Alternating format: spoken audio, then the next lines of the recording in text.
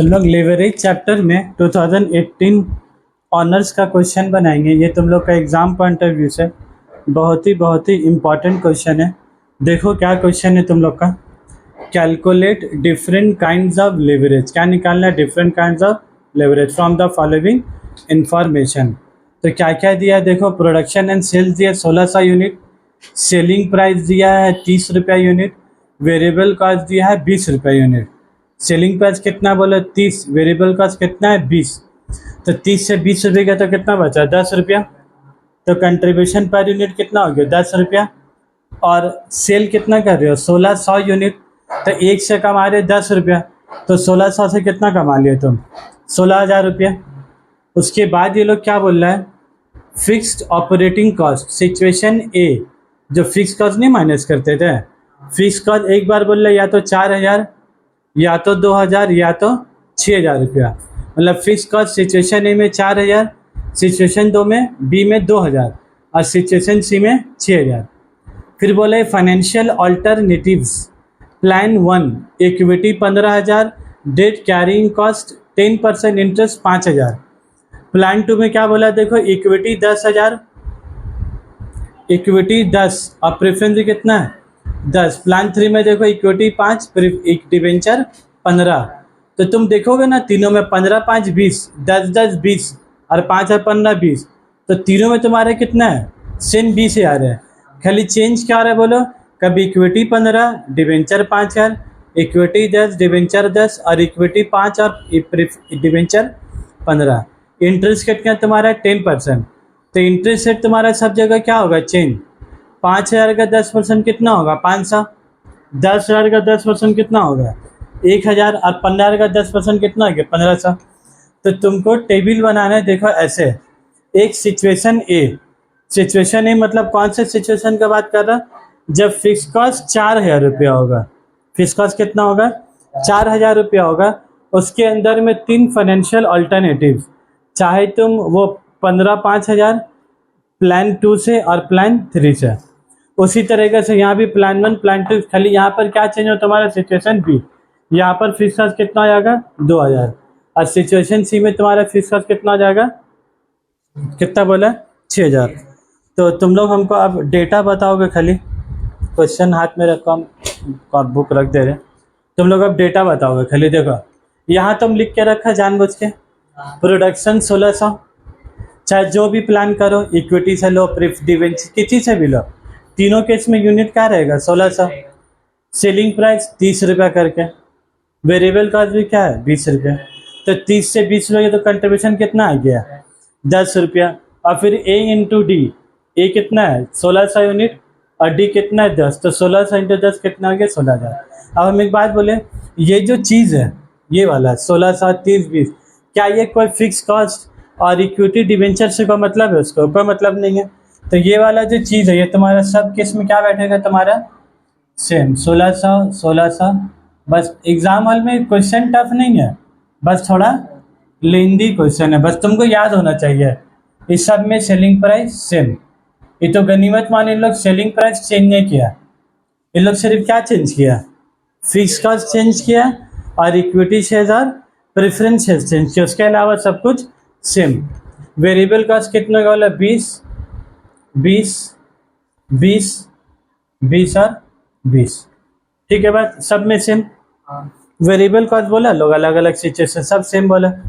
Contribution भी कितना आएगा 10 10 10, ठीक है। टोटल कंट्रीब्यूशन भी कितना आएगा 16 16 16,000, ठीक है। नंबर ई के बाद नंबर एफ। अब कंट्रीब्यूशन के बाद तुम्हारा क्या माइनस होगा fix cost. Fix cost situation ए में कितना है 4,000, तो यहाँ भी कितना लिख देंगे 4,000 4,000। हाँ, फिक्स कॉस्ट तीनों में कितना हो गया 4। सिचुएशन बी में फिक्स कॉस्ट कितना है 2,000, तो सिचुएशन बी में फिक्स कॉस्ट कितना लिखेंगे 2,000, तीनों में 2,000। प्लान चेंज है सिचुएशन बी में तीनों केस में फिक्स कॉस्ट 2,000। उसके बाद सिचुएशन सी में कितना है ठीक है, अब उसके बाद क्या माइनस करोगे, A B C D F G, fix cost से जाएगा तुम्हारा क्या बचेगा, ई बी आई टी, तो ई माइनस एफ, तो 16 में से 4 गया तो कितना बचा,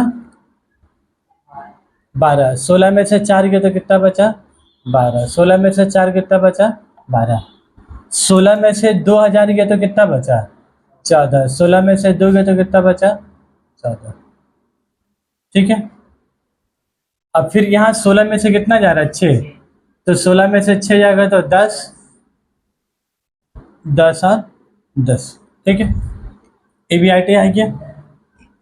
अब जी के बाद H, E B I T के बाद क्या माइनस करोगे, इंटरेस्ट।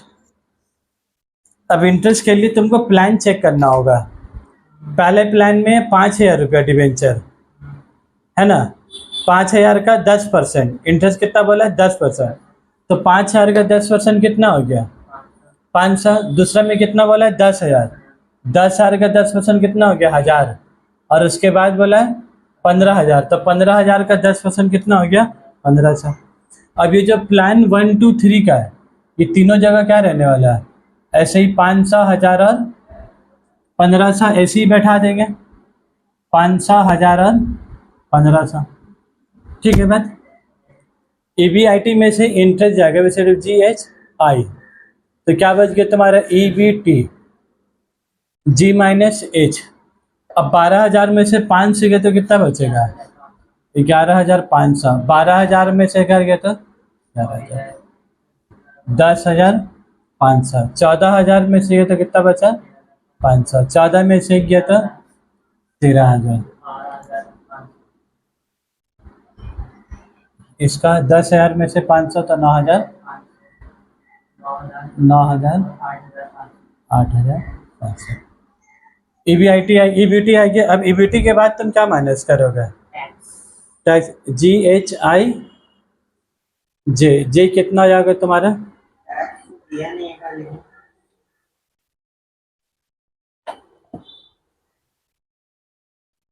अच्छा टैक्स नहीं दिया तो वहीं तक छोड़ दो फिर, तुमको क्या बोला, ओ तुमको तो D O L, D F L और डी सी एल बोला ना निकालने, तो बस हेडिंग में तो लिखा है, तो टैक्स का तो ऐसी भी तुमको काम नहीं है, तीनों आ गया। अब तुमको क्या निकालना है, D O L, D F L और D C L, formula ready, यहाँ तक काम खत्म, ठीक है। और टैक्स टैक्स सब करेंगे जब ईपीएस निकालने बोलेगा तब, वो तो तब का मामला है। तुमको क्या बोला, D O L, D F L और डी सी एल, तो अब लिख दो D O L, D O L का फार्मूला क्या होगा बोला, कंट्रीब्यूशन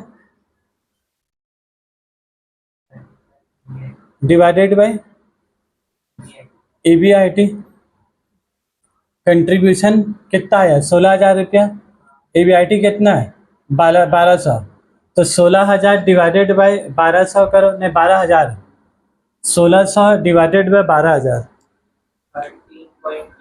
हाँ 13 ने 1.33, 16,000 डिवाइडेड बाय 12,000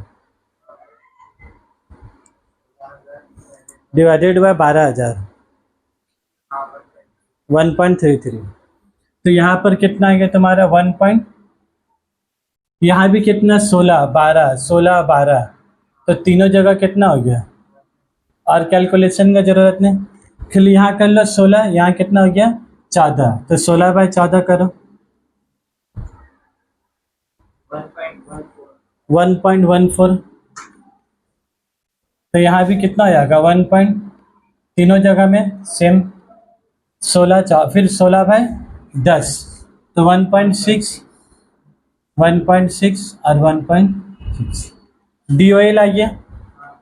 अब डी ओ एल के बाद तुमको क्या करना है, डी एफ एल करना है, डी एफ एल तुम्हारा क्या हो जाएगा, A B I T divided by A B T, A B I T divided by A B T, A B I T कितना है 12,000, 12,000 डिवाइडेड बाय 11,500, तो बोलो 12,000 डिवाइडेड बाय 11,500 कितना आया, 1.04, ठीक है 1.04। उसके बाद इसका बोलो कितना हो गया 12 डिवाइडेड बाई 11, 12,000। अब खाली फार्मूला पे उठाना, एकदम मैनुअली काम है, टफ है सर सॉल्यूशन। 1.09। उसके बाद बोलो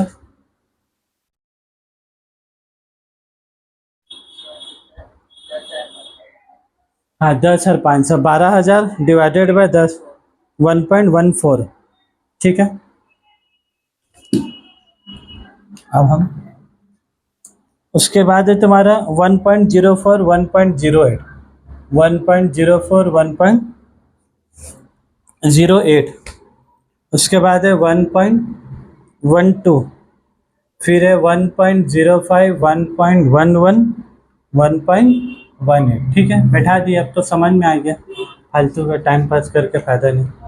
नंबर 2 के बाद 3 DCl। दो तरीका है, फार्मूला भी बैठा सकते हो तुम, और नहीं तो DOL इंटू DFL, इसका मल्टीप्लाई करते तो भी आ जाएगा। 1.38, 1.45, 1.52, 1.19, 1.23, 1.28, 1.68, 1.78 और 1.89। ठीक है सबको मल्टीप्लाई करके लिख दिया।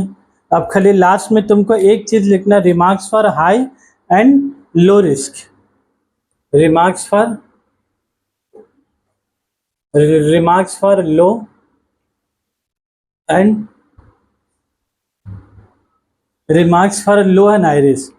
किसका DCL सबसे कम आया? 1.19 है ना, तो ये तुम्हारा रिस्क सबसे क्या आ जाएगा तुम्हारा कम। सबसे ज्यादा रिस्क कौन सा है? 1.1 है। सबसे ज्यादा रिस्क किसमें? 1.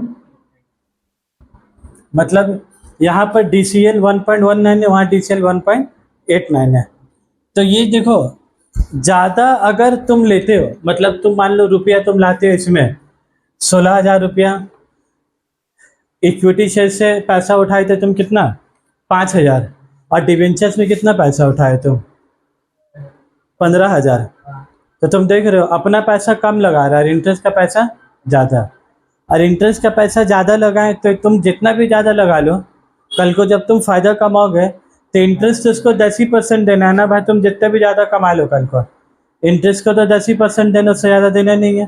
तो हाई रिस्क का मतलब क्या हो गया, वहाँ पर भी पैसा 20,000 ही आ रहा है, 5,000 इक्विटी से, 15,000 रुपया डिवेंचर से आ रहा है, 20,000 बिजनेस में लगा रहे 20।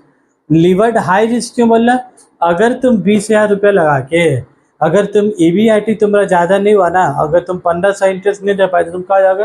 बर्बाद हो जाओगे। फिर ज़्यादा इंटरेस्ट का मसला क्या है, तुम ज़्यादा दो ना भाई, लेकिन ज़्यादा रुपया कमा भी तो, ज़्यादा कमा दो, और इंटरेस्ट तो 10% देना, उससे ज़्यादा तो देना नहीं। तो 10% देके जितना पैसा बचा सब मालिक का खुद का पैसा। ठीक है तो DCL सबसे लो यही, जिससे सबसे कम आएगा लो लिख दोगे, और जिससे जिससे ज़्यादा आएगा वो लिख दोगे। इसी के साथ चैप्टर हुआ समाप्त।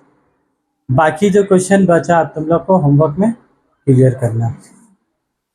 इससे ज़्यादा जितना वैराइटीज कवर कर दिया उससे ज़्यादा और भी कोई क्वेश्चन नहीं है। अब जो है रिपीट नेचर का क्वेश्चन है, बस वैल्यू फिगर्स आगे पीछे है बस।